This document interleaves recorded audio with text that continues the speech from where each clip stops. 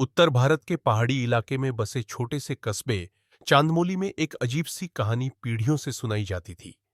एक ऐसे भूत की कहानी जो खुद को एक बाल्टी में छुपा लेता था। कहते हैं, रात को अगर किसी के आंगन में धातु की बाल्टी अपने आप खड़खड़ाए तो समझ लो बाल्टी भूत पास घूम रहा है। बड़ों के लिए यह सिर्फ लोक कथा थी, लेकिन बच्चों के लिए डर और रोमांच का सबसे बड़ा कारण।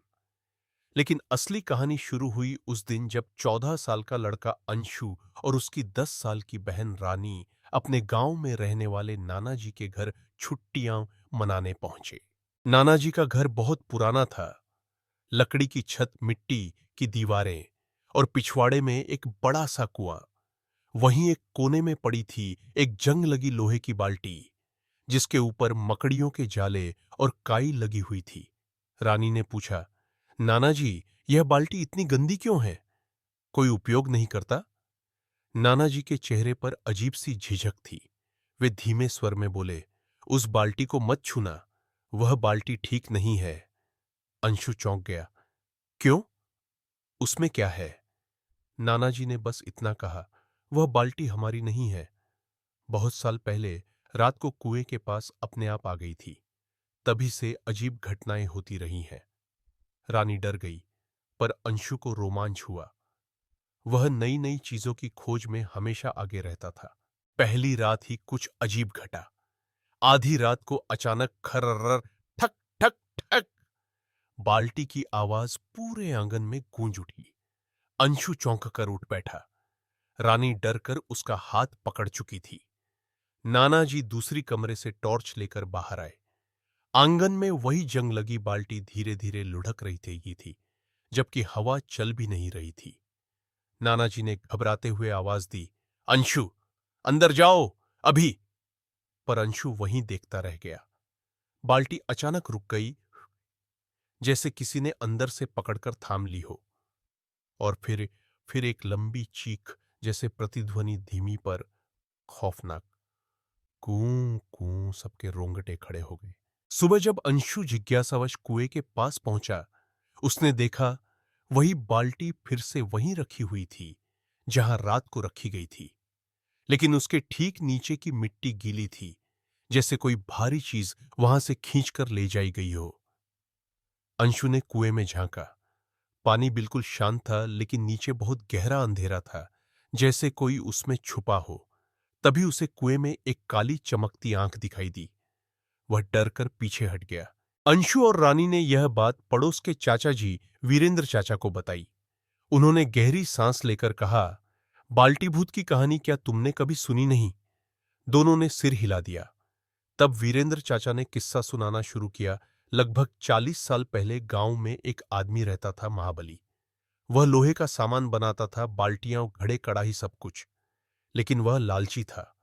लोगों को ठगता, जरूरत से ज्यादा दाम लेता, कई बार धोखा देता।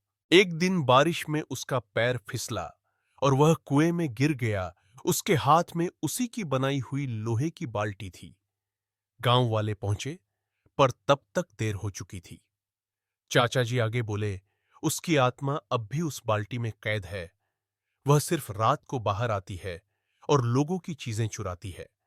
कहते हैं वह लोहे की आवाज सुनकर आकर्षित होता है। रानी के हाथ कांप गए। अंशु ने कहा, अगर आत्मा फंसी है तो उसे मुक्त भी किया जा सकता है। अंशु ने ठान लिया वह बाल्टी भूत का रहस्य समझेगा।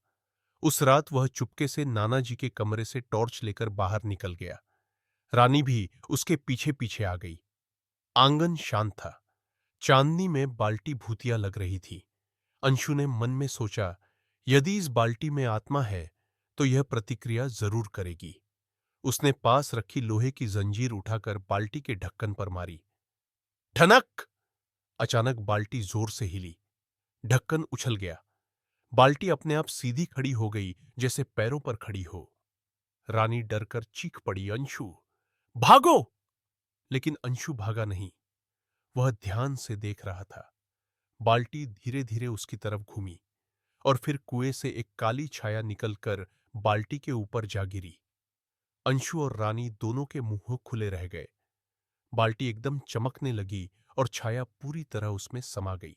बाल्टी अचानक बोलने लगी, आवाज धातु में गूंजती हुई। मुक्त करो, मुक्त करो। आवाज दर्द भरी थी।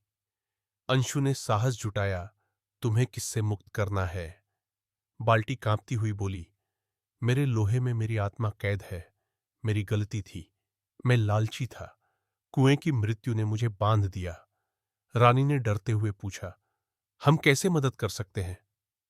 बाल्टी बोली, मेरे लोहे को पिघलाओ और उस धातु से एक दीपक बनाओ, फिर उसे कुएं के अंदर छोड़ दो।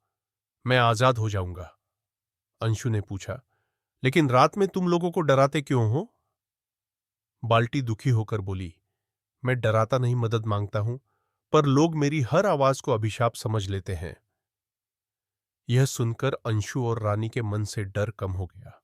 अगली रात अंशु और रानी ने मिलकर छोटा सा चूल्हा तैयार किया। नानाजी को सारी बात बताकर समझाना पड़ा। पहले वे डरे, फिर मान गए। लोहे की बाल्टी चूल्हे पर रखी गई। जैसे जैसे बाल्टी गर्म हुई, अंदर से आवाजें आने लगीं, धन्यवाद, मैं मुक्त हो रहा हूं, मुझे शांति मिले। धीरे धीरे बाल्टी पिघलने लगी। धातु को पिघलाकर अंशु ने तय आकार में ढाला एक छोटा सा दीपक। दीपक चमक रहा था, जैसे उसके भीतर कोई ऊर्जा हो।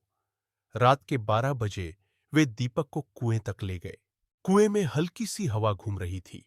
अंशु ने दीपक जलाया और धीरे से कुएं में डाल दिया।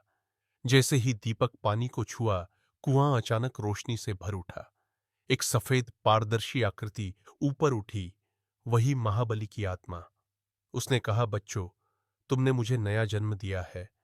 अब मैं शांत रहूंगा। अब चांदमोली पर कोई भय नहीं रहेगा। और वह रोशनी आकाश की ओर उड़ती चली गई। अगली सुबह गांव में सबको पता चला, बाल्टी भूत मुक्त हो चुका है। कुआं अब पहले से साफ दिख रहा था। माहौल शांत था। लोग वर्षों बाद निश्चिंत थे। नानाजी ने अंशु और रानी को गले लगाया, तुम दोनों ने वह काम किया जो बड़े बड़े लोग करने से डरते रहे। गांव वालों ने दीपक को कुएं के पास एक छोटे मंदिर में रख दिया, याद दिलाने के लिए कि डर के पीछे अक्सर कोई दुखी आत्मा भी हो सकती है। एक हफ्ते बाद जब अंशु और रानी वापस शहर लौट रहे थे, तभी कुएं के पास से अचानक एक हल्की आवाज आई, धन्यवाद बच्चों। अंशु मुस्कुरा उठा। रानी ने हाथ हिलाया और कहानी यहीं खत्म हो गई। लेकिन गांव के लोग आज भी कौत कहते हैं, कभी कभी रात को कुएं के पास एक छोटी रोशनी तैरती दिखती है।